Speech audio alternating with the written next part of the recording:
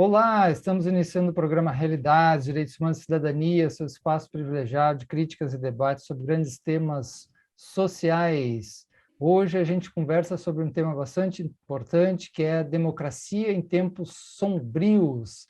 E para isso nós convidamos o Manuel Moraes, que é professor da Unicap, doutor de Direito, ex-membro titular da Comissão de Memória e da Verdade, um conhecido militante dos direitos humanos no Brasil.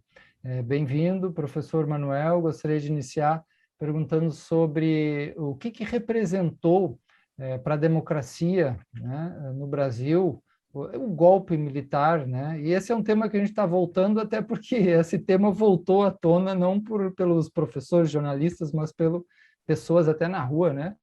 Com cartazes falando em volta à ditadura e tal. O que representou um pouquinho, rapidamente, essa ditadura para a democracia, né, para a saúde social brasileira?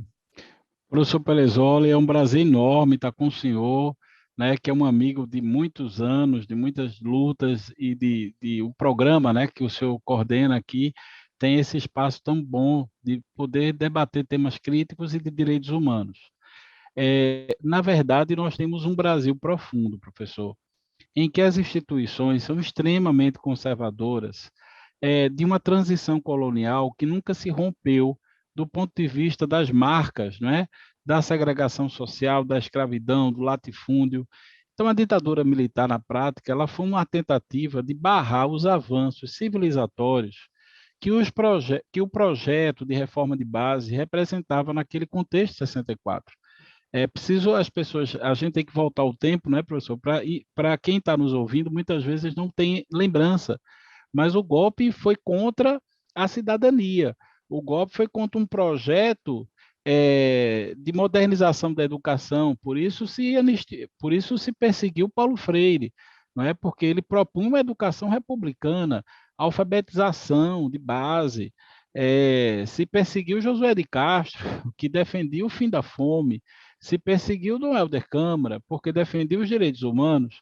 Então, veja que a ditadura é uma ditadura civil-militar, porque ela é a ponta do iceberg de um discurso da Guerra Fria.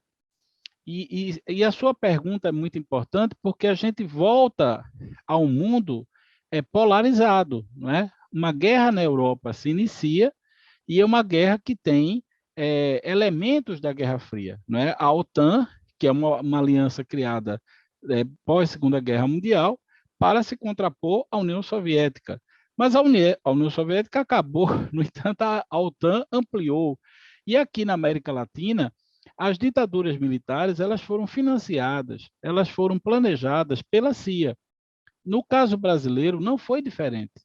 E o que existe de novo, professor, se o senhor me permite, é que as comissões da verdade puderam trazer documentos, disponibilizar pesquisas, entrevistas, relatórios que estão disponíveis hoje na internet. Esse ano são 10 anos da lei que criou a Comissão Estadual da Verdade. Então, nós temos em 2012, né, em junho de 2012, o início dos trabalhos da Comissão Estadual e tivemos também o início da Comissão Nacional da Verdade. Os trabalhos da Comissão Estadual duraram 5 anos e meio e nós colecionamos mais de 70 mil imagens de documentos que estão, repito, disponibilizados de como a repressão atuou contra professores. Olha, só da Federal de Pernambuco foram 5 professores afastados de suas funções porque eram considerados pelo regime comunistas, ou mesmo que não fossem comunistas, mas eles eram, digamos assim, ameaçadores do regime, né? Por exemplo, Amaro Quintas, não me consta que ele era comunista, mas era uma pessoa, um historiador, né, da Revolução Praeira, da Revolução de 17, e de alguma forma o sistema não o considerava uma pessoa compatível, ou havia também perseguições outras, sabe, professor?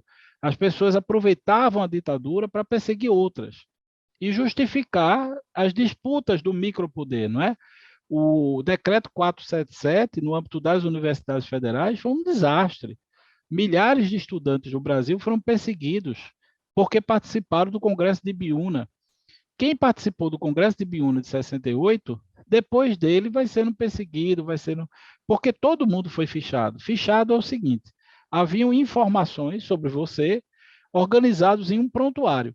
Então, imagine, professor Marcelo, que o senhor tinha um prontuário, que o senhor... Agora, o detalhe, veja, de um estado de ditadura, para quem está nos ouvindo, não sabe, é que a ditadura não é só uma questão de esquerda e de direita. É porque a pessoa tem que entender que, por exemplo, o professor Marcelo Parisoli tinha lá uma pasta, nessa pasta se colocava tudo sobre você, sendo que você não sabe que existe essa pasta.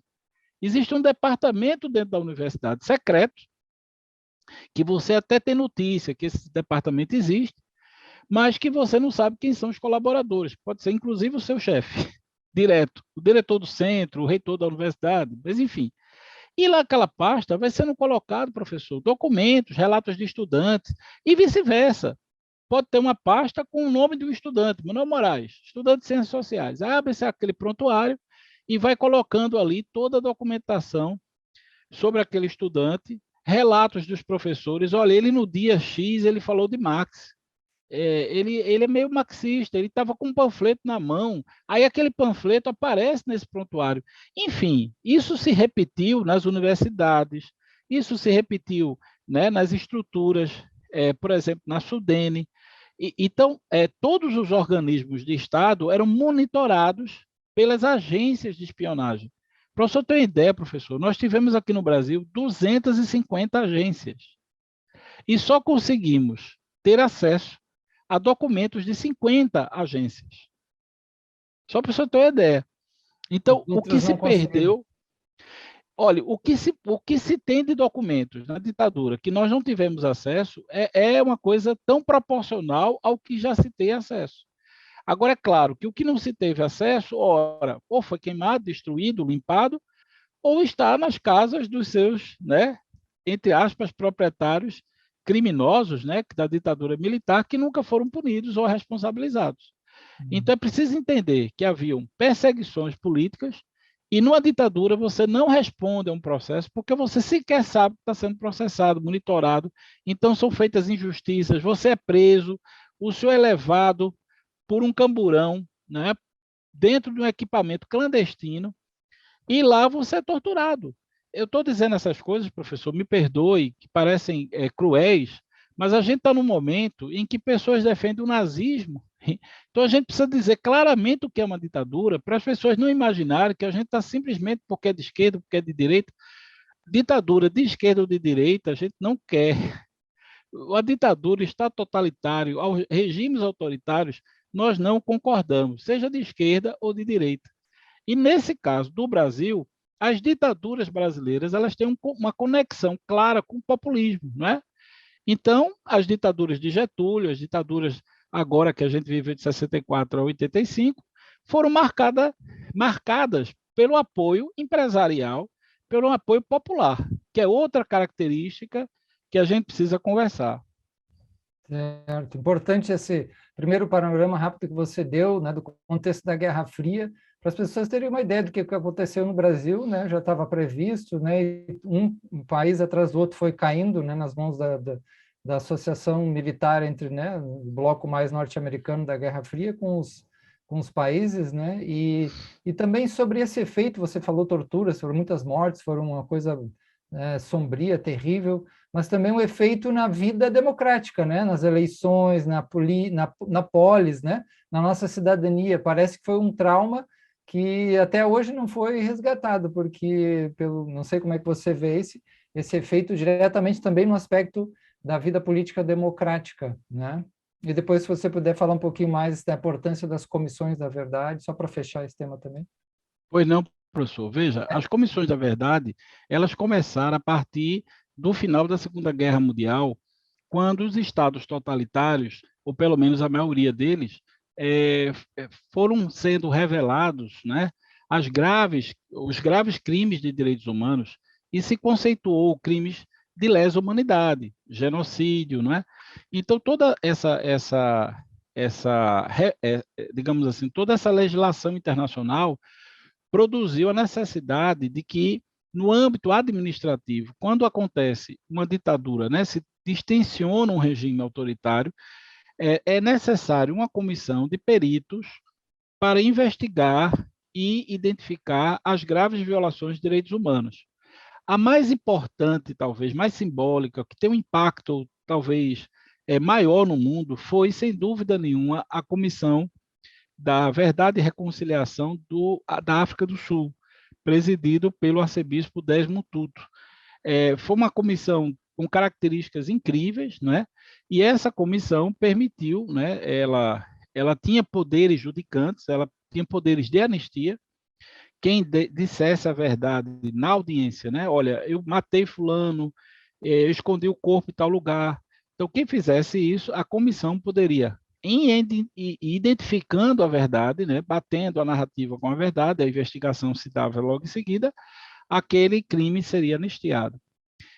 Então, existem várias situações diferenciadas em 4 continentes. Então, tem comissões da verdade na África, né? A África do Sul é a mais simbólica. Nós temos comissões da verdade, no caso do continente latino-americano.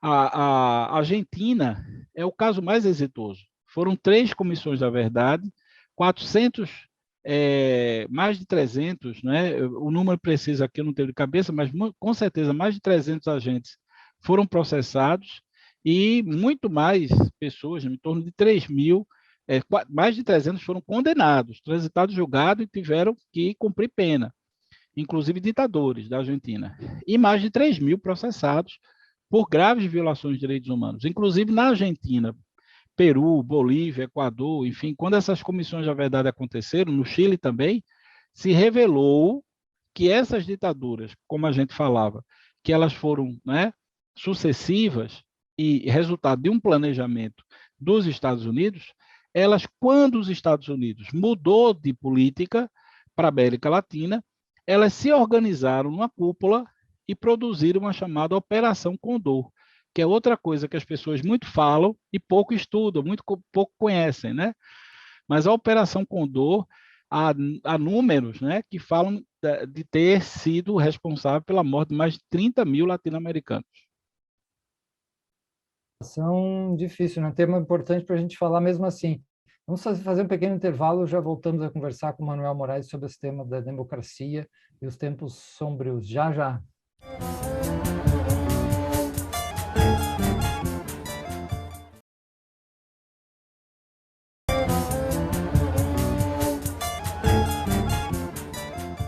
Estamos de volta conversando sobre um tema importante da democracia e tempos sombrios, e temos a presença do Manuel Moraes, professor da Unicap, doutor em Direito, e né, já trabalhou aí muito com as comissões da verdade, tem uma longa experiência nessa área de direitos humanos, movimentos sociais no Brasil. Ele falava sobre as comissões da verdade, como foi importante em vários países que sofreram golpes, ditaduras, etc., e poderia falar um pouquinho, e parece que não foi a mesma coisa no Brasil.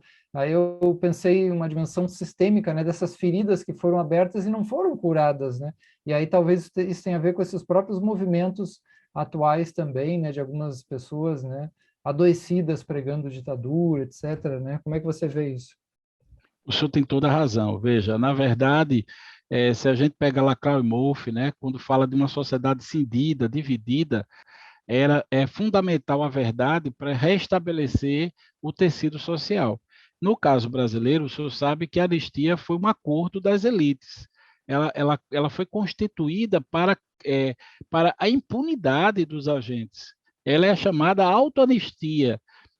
Inclusive, o Supremo Tribunal Federal constitucionalizou a lei da anistia por um julgamento muito questionado, né, que foi, inclusive, alvo de 2 sentenças. Né? O Brasil foi condenado 2 vezes, posteriormente à decisão de 2009, por conta exatamente da lei da anistia. A nossa lei da anistia é uma lei, na verdade, que, do ponto de vista jurídico, ela promove a impunidade, porque ela parte do princípio de que houve um acordo. Esse acordo nunca aconteceu.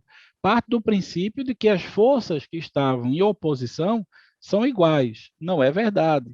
Os grupos insurgentes estavam lutando pela democracia, tinham o direito de lutar. E, aliás, isso é uma tese liberal, não é nem de esquerda. Né? Qualquer regime autoritário que, como eu dizia no primeiro, né, momento, persegue as pessoas têm o direito de se organizar contra ele, né? Até porque é um regime que rasgou a Constituição. E, pasme, a própria Constituição de 67, professor, que foi a Carta, né, verdade, Constitucional de 67, é uma emenda à Constituição de 45, né? Ela é uma adaptação constitucional, por isso que é chamada Carta e não uma Constituição, e ela modificou artigos da Constituição, mas ela garantia o reconhecimento dos direitos humanos. É muito interessante isso, quer dizer, a operação de tortura ela é ilegal, tendo em vista a própria Constituição dos militares, quer dizer, até os militares, até a base jurídica dos militares, eles atuavam na ilegalidade. E aí surge uma tese recente, não tão recente, mas enfim, que é a ideia do duplo controle, professor, que é a ideia de que a lei da anistia deve ser interpretada a partir da Constituição, mas também a partir do controle de convencionalidade.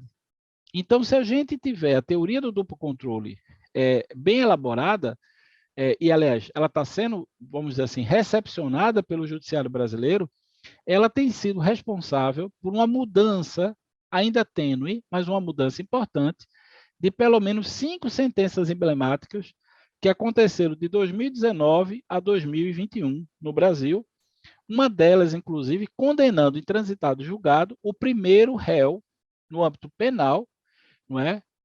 Por ter praticado ou ter participado do desaparecimento de Edgar Aquino Duarte, que por acaso é um pernambucano que foi assassinado, não é sequestrado, é o preso político, é a pessoa que foi sequestrada com mais tempo que se tem documentação no Brasil.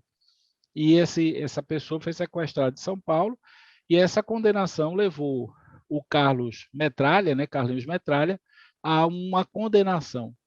É a primeira vez que uma pessoa, agente, não é, foi transitado, julgado, condenado efetivamente a pagar uma responsabilidade por um crime da ditadura. Fora esse fato, você tem raríssimas exceções, quer dizer, a regra é o contrário, a regra é pela impunidade. Quando se tenta processar, os advogados, né, entram com habeas corpus usando como fundamento a decisão do STF da lei da anistia.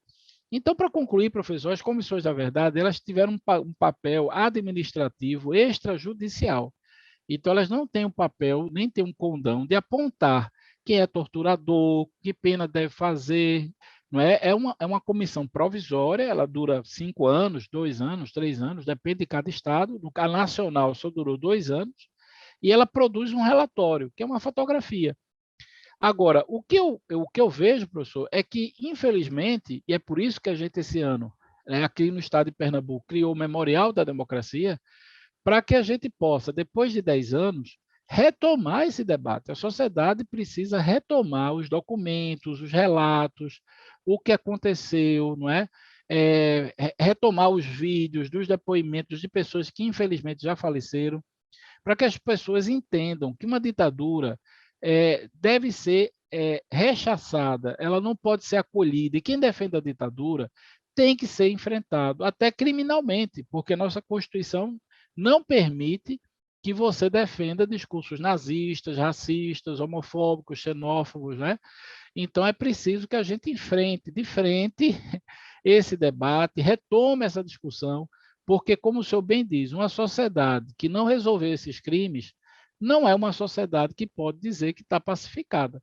Ela está adormecida, mas os problemas que essa ditadura gerou, ela está aí. A tortura é disseminada no Brasil, professor.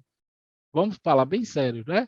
A impunidade da ditadura transitou para agentes penitenciários, sistemas prisionais, que são absurdos, né? O senhor conhece, o senhor, aliás, é um exemplo de trabalho positivo dentro do sistema penitenciário.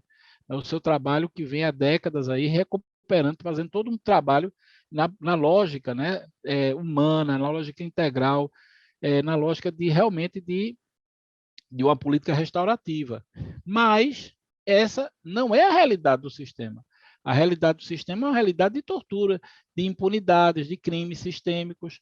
Né? Se a gente pensar a realidade das favelas, as comunidades atingidas pelo genocídio da população negra e assim por diante, a própria ausência de falta de políticas públicas de memória é um exemplo do quão doente a nossa sociedade é. Porque se ela não consegue olhar para o passado dela, não é, e enxergar nesse passado dignidade, algum problema nós temos no futuro. Muito bom, Manuel. Ainda nessa questão desses movimentos de algumas pessoas, eu não sei se você acha que é um pouco mais esporádico, mas quando aparece uma defesa de nazismo, ou, né, o movimento, a gente já viu passeatas, né, defendendo a ditadura, a questão, né, do bolsonarismo ligado muito a isso, esse governo, e tem várias suspeitas em relação a esse ponto, né? Como entender isso, assim? Porque parece que não tem um entendimento muito racional. Será que essas pessoas estão fragilizadas? É uma questão, como é que você vê isso assim? Professor, veja, eu não tenho realmente assim uma pesquisa, porque eu entendo perfeitamente que sua pergunta é muito profunda.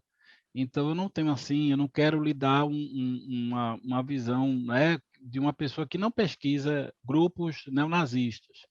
Agora, o que eu vejo de publicações de quem estuda esses grupos, falam que no Brasil houve um crescimento de mais de 300%. Então, o crescimento de 300% de grupos neonazistas no Brasil é um sintoma de que alguma coisa vai muito mal, né? Porque eu acho que o que cresce, professor, é o discurso do ódio. Há uma falta de empatia, pelo menos como é que eu estou lhe falando do ponto de vista do que eu penso, não do que eu pesquiso, né? Mas assim, eu acho que é uma falta de empatia.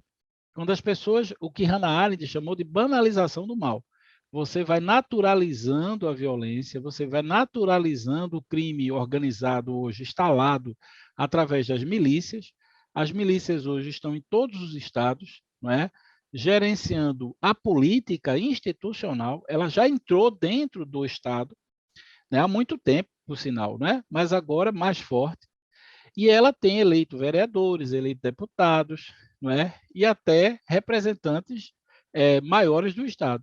Então, na medida que a milícia se cerca do poder político do país, isso não pode ser diferente. Sem falar também, professor, que nós temos uma aliança conservadora que tem raízes coloniais, que são, veja só, as igrejas, não é? O latifúndio, veja só, e os militares. E também eu quero acrescentar a minha categoria, que são os advogados, né? A área do direito é extremamente conservador. Inclusive, professor, eu sou doutorando, eu estou terminando o doutorado, e se Deus quiser, no próximo programa o senhor já me chama de doutor, mas por enquanto eu sou mestre. Mas nesse processo, veja só que coisa interessante, quando se junta a corporação do direito com a corporação dos militares, segundo, né, alguns autores, Murilo de Carvalho é um dos pensadores que bem transita, bem demonstra esse processo, é devastador no Brasil. Essa união dessas duas corporações traduz-se em golpes na história do Brasil. E não foi diferente agora com Dilma, né? Quando a corporação do judiciário se juntou com os militares, vem um golpe de 16, a eleição de Bolsonaro, e nós temos hoje 10 mil militares no poder. Vejam, 10 mil militares, pessoas, estão ocupando cargos na gestão pública.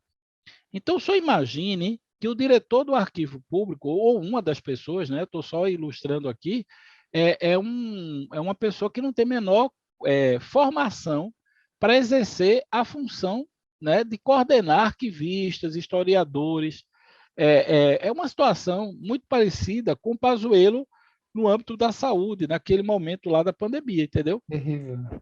Terrível. Então, você tem um desmonte, uma desqualificação da política pública. O senhor veja o MEC, né?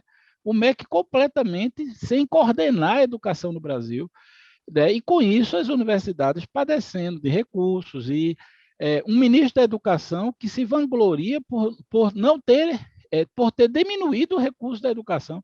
É uma coisa inimaginável, é um filme de terror que a gente tá vendo, mas agora veja que coisa grave, pelo voto, pelo voto. Aí eu quero só, para terminar, professor, lembrar o seguinte, para quem está nos ouvindo e assistindo. Hitler, né, e o movimento nazi-fascista, ascendeu na Alemanha pelo voto. Ele não deu golpe militar.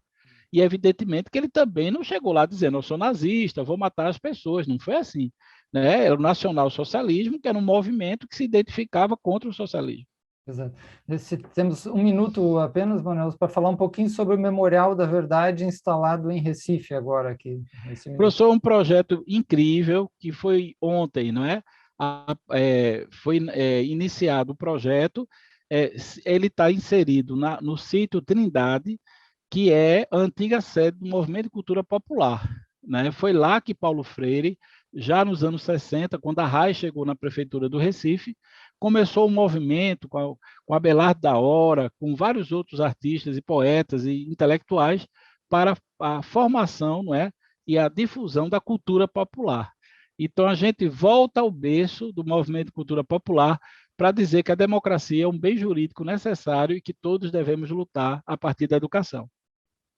Muito bom, né? Procurem aí o Memorial da Verdade no sítio da Trindade, Casa Amarela, em Recife, né? Mais informações também sobre as comissões da verdade, que o professor Manuel fez parte.